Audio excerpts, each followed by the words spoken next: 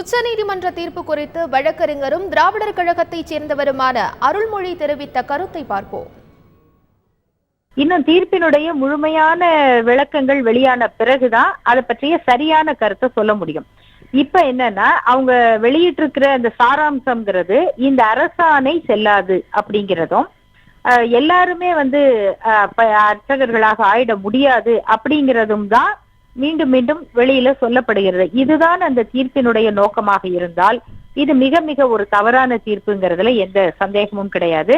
ஏன்னா இது 1973ஆம் ஆண்டு போடப்பட்ட அந்த அரசாணை, அதை எதிர்த்து வழங்கிய உச்சநீதிமன்ற தீர்ப்பிலேயே ஆகம விதிகளின் படி பயிற்சி பெற்ற யார் வேண்டுமானாலும் நியமனம் செய்யப்படலாம், அதற்கு பிறப்பு தடையில்லை அப்படின்னு ஏற்கனவே உச்சநீதிமன்றம் சொல்லியாச்சு. அதுக்கு பிறகு 2006ல திமுக ஆட்சி வந்த பிறகு அப்படி பயிற்சி பெறுகிறவர்களுக்கு நாம அனைத்து ஜாதியினரும் அர்ச்சகராகக்கூடிய வாய்ப்பை கொடுப்போம் அப்படின்னு இந்த அரசாணை நிறைவேற்றப்பட்டது.